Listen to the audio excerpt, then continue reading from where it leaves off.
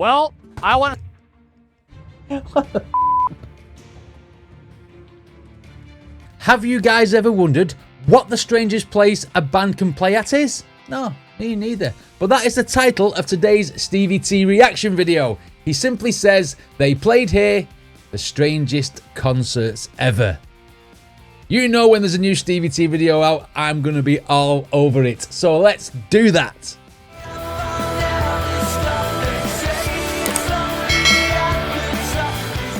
Oh, and a quick congratulations to Stevie T himself. I've just noticed that he's hit the 4 million sub club. Wow, that is some achievement. Right, okay, they played here, the strangest concerts ever. Let's see what Stevie's got to say.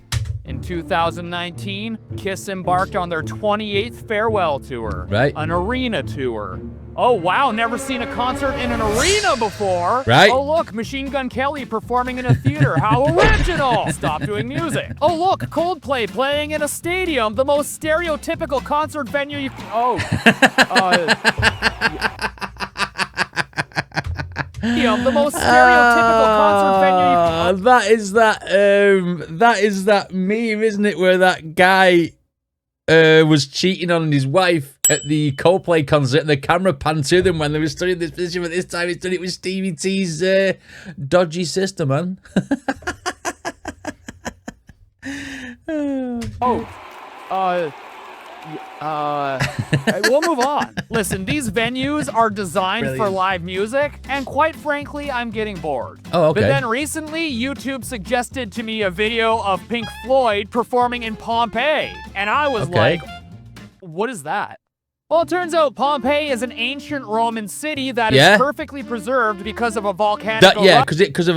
Through history, Pompeii was covered in ash and people were mummified. People died in exactly what position they get. The lava hits them at and stuff like that. So you've got people like that in the walls, you know what I mean, and stuff like that. It's crazy. I've never been there, but I've seen the pictures. Like 2,000 years ago. Yeah. Well, I didn't know. I'm not educated. But I'll tell you what I do know. I am. This is not an ideal setting for a concert. Right. Where's the electricity? Did they have a lot of electrical outlets 2,000 years ago? No, they did not. In fact, the first time Pink Floyd played there wasn't even an audience. Like, how do you get people there? There were no parking lots 2,000 years ago. And I can only imagine the ungodly amount of extension cords and equipment that they would need to drag out here to do this concert. Yeah, it's just not feasible. In fact, years later, David Gilmour actually performed at Pompeii again, this time to a packed audience. Wow. So then I got to thinking, what are some... Hang on, look at that. Pompeii again, this time... Look at that, man. Playing a concert in a coliseum, man. That is cool. To a packed audience. So then I got to thinking, what are some other unconventional concerts that have actually been played? Okay, there are certainly some interesting venues like the Sphere in Las Vegas, for example. A stage surrounded by 15,000 square meters of LED screens. That's crazy. Possibly the most immersive concert experience you could ever see, even if it is U2. Or even the... It's not like you two. I like the way he's setting this up. I like the way he's put all the different venues in. I'm bored this and bored that. The joke about the guy holding the girl, which was fantastic. And then that obviously sets up the impact for these other, let's just say, different venues. The most immersive concert experience you could ever see. Wow, that's even cool. if it is U2. Or even the Red Rocks Amphitheater in Colorado. But again, while original and one of their kind, these venues are still designed to have concerts there. So I went on a quest to find some unconventional concert venues that were not meant to be played. Let's go back to May the 1st, 1975. News reporters gathered outside Fifth Avenue Hotel in New York for a press release. The Rolling Stones were set to make an appearance to announce their upcoming tour, but the press release never happened. Instead, the Rolling Stones showed up in the back of a frickin' flatbed truck, equipment in tow, playing Brown Sugar for an unsuspecting audience that freaked out and swarmed the streets for this flash mob concert. Oh my god, it's the Rolling Stones! I'm trying to get to work! So after performing Brown Sugar and rudely interrupting the flow of traffic, they threw out thousands of flyers with their upcoming tour dates, and then they f***ed off. I ran down the street and saw Mick Jagger. Yeah, I couldn't believe it. I still don't believe it. What's that do for you? Do you know what?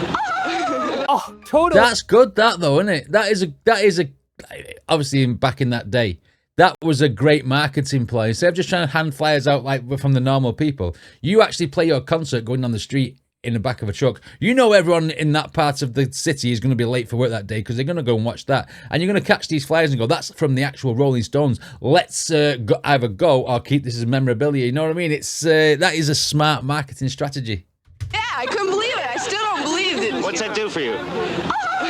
Oh, totally agree. Mick Jagger also makes me go, oh! Now, AC/DC ended up doing the same thing a year later for their music video to It's a Long Way to the Top, right? If You Want to Rock and Roll. And it was upon this viewing that I actually realized what a terrible place a flatbed truck is to hold a concert. Yeah, it's too cramped. Honestly, what's powering all these guitar amps? Is there some dude running behind the truck with a bunch of extension cords? And then I thought, well, maybe they had a generator going somewhere, but it didn't look like it. And then I took a closer look and realized, well, the amps weren't even on. So basically, all the people on the sidewalk heard was drums with the occasional bagpipe and two guitarists dancing around like autistic chickens playing. Because they were playing and miming to the original track being played out of the truck, yeah? With the occasional bagpipe and two guitarists dancing around like autistic chickens playing absolutely nothing. But it's AC/DC, so they get a pass. Of course. Now let me ask you something. You want to see a free concert? Well, I'll tell you how to do it. Go on. Go down to your local convenience store and slap the first person you see. Now you might be wondering, Steve, isn't that illegal? Yeah. Exactly, because you're more likely to see a free concert in jail than you are in the real world. Seriously, you wouldn't think of prison as being a prime location for a concert, but apparently everyone's done it. Carlos Santana, B.B. King, Frank Sinatra, Grateful Dead, Bob Dylan. Most famously, though, of course, Johnny Cash live at Folsom State Prison. And that album is generally referred to as one of the greatest albums of all time. Really? Johnny Cash had lots of songs about prison and confinement, which earned the respect from the prisoners there. Ah, shit. Now you know. You're probably wondering why I'm laughing. You're probably wondering why I'm laughing now. Because you get an artist going into a prison, singing songs about prison life. You've got all the prisoners sat there watching your music, having it rammed down the throat that they're in prison. They're trying to forget that they're in prison, and Johnny Cash is singing to them that they're still in prison, so they can't forget even though they're watching the music. It's a bit of a catch-22 there, isn't it? It's about prison and confinement, which earned the respect from the prisoners there, and he really connected with them. But as they say, not every prison concert is made in the sun. In 1976, the Sex Pistols decided to do their own live prison album. Okay, these guys didn't give a shit, did they? It wasn't quite as successful. You see, the Sex Pistols are known for their raunchy, rebellious attitude. Yeah. And they assumed that a room full of prison inmates would match that energy. And they didn't. I mean, you're playing a concert in prison. You expected them to follow your rules? You fucking freaks, did you hear that? Did you hear that? It would match that energy. And they didn't.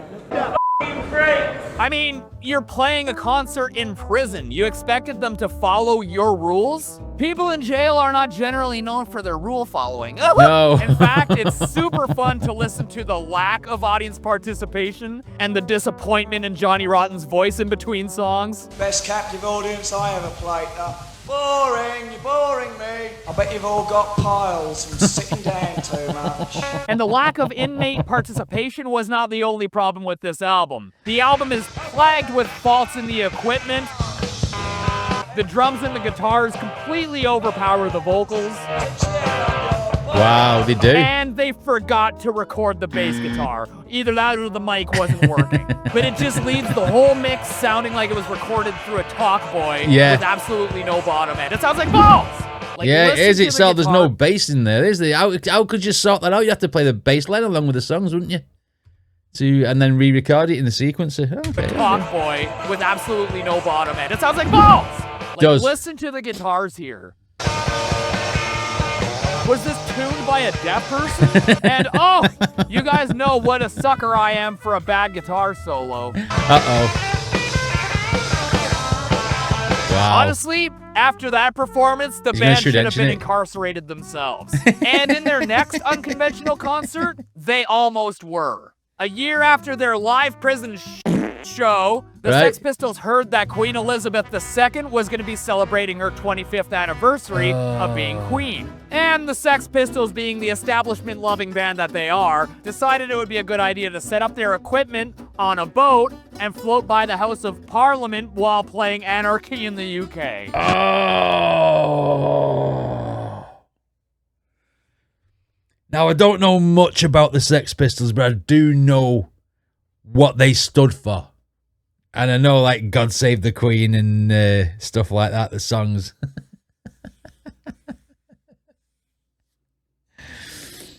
Right, so they're going to try and ruin the Queen's 25th celebrations by playing on a fucking boat. And float by the House of Parliament while playing Anarchy in the UK. And the police had the boat surrounded faster than Johnny could say, "God save the Queen." But the band actually kept performing until the police literally cut the power to the boat and then evacuated everyone, even arresting a few of the attendees, including the Sex Pistols manager, who they also beat the living shit out of. You know what, Sex Pistols? Maybe you should just stick to regular venues. This is just not working. Now, when I think of prison concerts... You know what? It gets you noticed. It gets you put down in history as the band that did this sort of thing. You know, it's a smart move, even though like it could get you banged up in prison. But I mean, it was a smart move. And you know, I've seen Johnny Rotten on a couple of interviews as an older person, and he still don't give a fuck these days. You know what I mean? Stick to regular venues. This is just not working. Now, when I think of prison concerts, the first one I think of is Metallica performing at San Quentin. Metallica is giving jailhouse rock a whole new sound. The San Francisco-based band performed a free concert tonight for the inmates at San Quentin. You know what? A free concert for prison inmates. Like, how about a free concert for law-abiding citizens? Yeah. Hey, man. Or people who are actual fans of your music. You're going to get people in prison just to pass the time. Oh, do you know what? We're going to go and watch that. Sod it. Because, like, I'm bored and I'm sat in my room or, you know, having to do hard time all the time. Let's go and watch the concert. It's giving them a bit of pleasure. Why don't you do it for the fans as well? Like, how about a free concert for law-abiding citizens? Yes. Hey, man, what did it cost you to go see Metallica? Oh, about $400 for the ticket and like $1,400 in Ticketmaster fees. How did you see a Metallica concert? Facts. Oh, I punched out my wife and I got police escort to the front row of a Metallica concert. Oh my God, I love that for you. Like, you guys are literally incentivizing breaking the law. So anyways, back to Metallica giving a free concert for prison inmates. It was 2003 and they were doing a music video for their new song, Saint Anger, which we won't talk about. And since the inmates were subjected to Saint Anger, they decided it would only be fair to put on a concert for the inmates. Although when Metallica arrived to the prison, they literally had to sign a waiver, which would have been enough for me to be like, yeah, f this, I'm not going in. Like, oh. Not only that, then prison guards could whip that little sheet of paper with the signatures on it and sell it for loads of money because it's got the band's signature on it for free. Sign a waiver, which would have been enough for me to be like, yeah, f this, I'm not going in. Like, oh, thank you guys so much for putting on a free concert here. Now just sign here so that we're not legally responsible when you get shanked in the neck. Now, at this point, Metallica had not only played a concert in prison, but they've also played a concert in every continent in the world except for one. What? The Antarctic. Well, obviously and nothing there's a there. reason why no other band has played the Antarctic. There's nobody there. It's because it's not the ideal setting for a concert. It's large, it's cold, it's snowy, it's full of there are no penguins concert and stuff. venues, and despite being like 3,500 miles wide, like your mom, the population is only like... I like the way you threw your mom in there. Oh my God. Like 3,500 miles wide, like your mom, the population is only like 1,000 people. Really? Namely people scientists and psychopaths who like 24/7 winter. But determined to unlock their achievement of playing in every continent, they decided to set up a dome near a research base to host their hour-long concert, playing hits like Master of Puppets and Enter Snowman. Now, unfortunately, to prevent from noise pollution, they couldn't use guitar amps. They couldn't use any audio amplification of any kind because they thought that the noise would literally break ice chunks away, leaving everyone trapped under ice. Either that, or maybe they thought they would be pissing off the penguins. I don't know. But the whole concert was broadcasted through headphones. And because the dome was so small, there were only like 120 people in attendance. And these people actually won tickets through sweepstakes put on by Coca-Cola, in which they won a cruise to the Antarctic, which did not include a Sex Pistols performance, and of course, tickets to the show. So basically, if you want to see Metallica for free, you either have to win sweepstakes, or you have to shoot someone and go to jail. Yeah. Oh, look, everyone. I mean, considering like one of Steve's bugbears, and a lot of people's bugbears, and probably Lars's bugbear about this, is the fact that people getting Metallica music for free in like LimeWire and stuff like that from years ago. For them to put concerts on like that is kind of hypocritical because it's free. Everyone's getting it for free, and then they were moaning about, like I say, LimeWire years ago. Crazy. So basically, if you want to see Metallica for free, you either have to win sweepstakes, or you have to shoot someone and go to jail.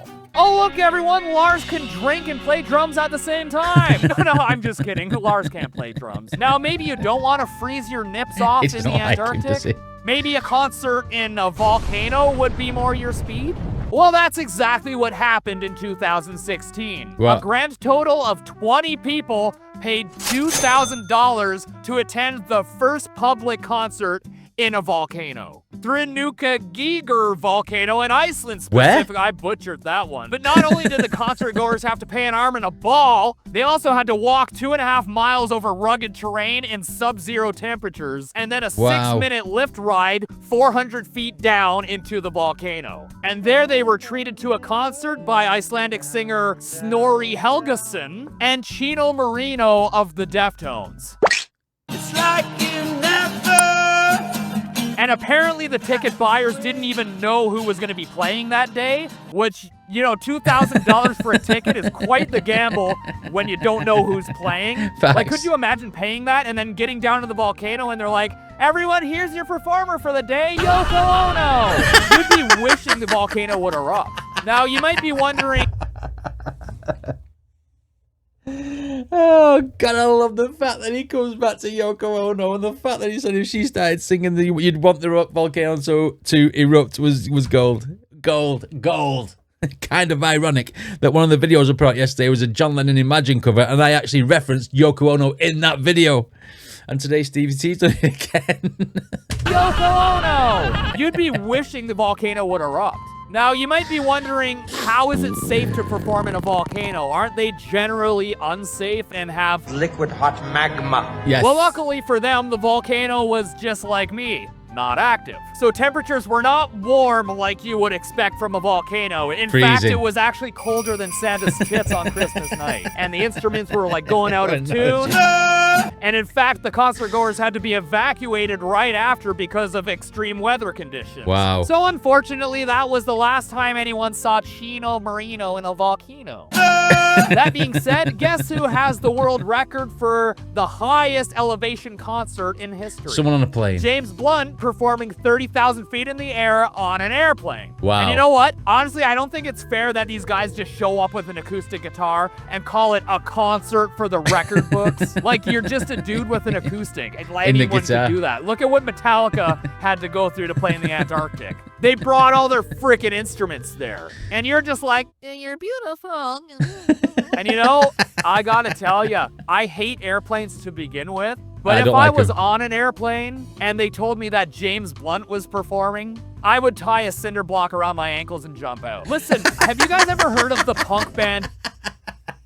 Does he not like James Blunt? I would tie a cinder block around my ankles and jump out. Listen, have you guys ever heard of the punk band The Mutants? Yeah, neither have I, but they are no stranger to playing weird concerts. Right. In the 70s, they performed a concert at the Oakland School for the Deaf. Same face as Steve. What did you just say? You just played a concert to the deaf. What? What is this madness? 70s, they performed a concert at the Oakland School for the Deaf. I hate to be that guy, but why?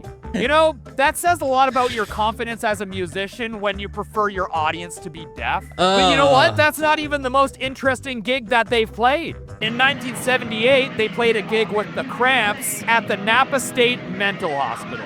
That's right, a mental hospital decided to book a punk rock band.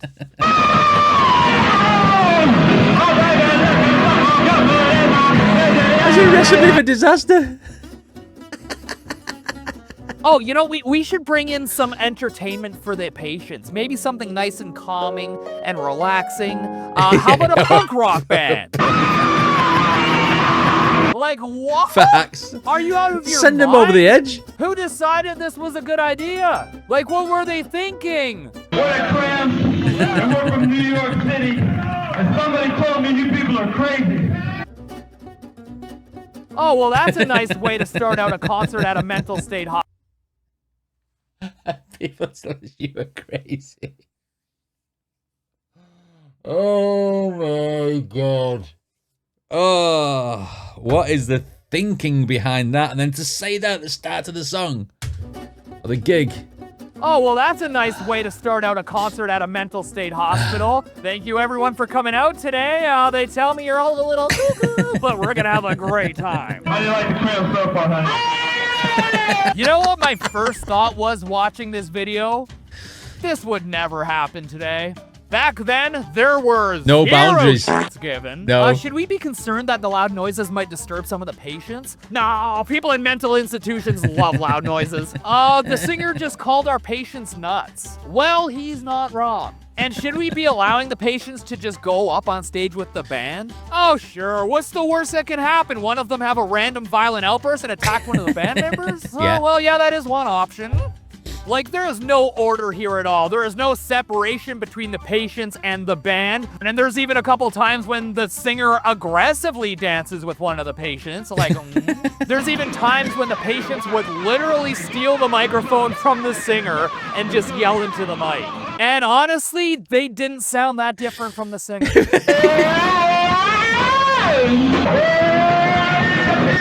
And I gotta tell you, it was so fun watching the singer wrestle with the patient to get the mic back. Funny. And this whole concert experience can be summed up in one clip. So what we have here is a patient dancing, and behind him the guitar is playing the worst guitar solo I've ever heard, and then this patient rolling on the stage to possess the guitarist's knee, and then of course this man trying to escape the wall. I don't know who decided this concert was a good idea, but my God, they were right. I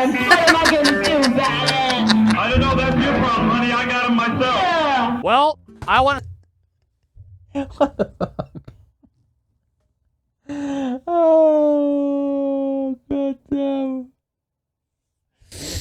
Oh, my God. Oh. I don't even need to say why I laughed about that. I don't know, that's your problem, honey. I got him myself. Well, I want to see a free Metallica concert, so I'm gonna go kick a cat. Punch his sister. That's illegal, right? Excuse me. No, you should have put a sketch there where you punch your sister. At the end.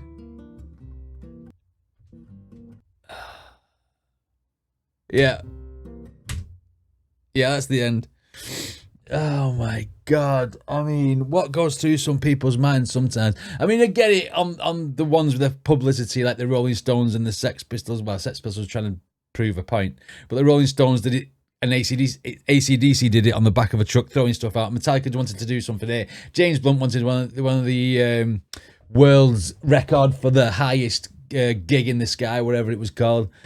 But then the people who ordered a punk rock band in a lunatic asylum and then let them loose on the band as well without trying to even restrain them, that could have been a recipe for disaster. But the fact that the band was giving them banter by saying, I got crabs, well, I've got them as well. You know what I mean? It's funny.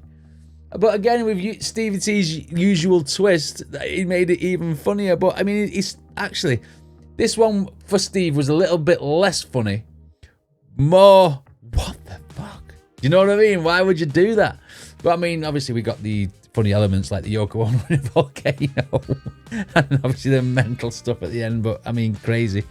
Why do people play in these venues? Or why did people play in these venues? Maybe just to be different, I'm not sure.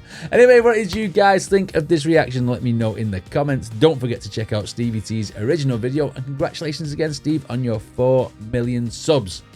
See you all next time.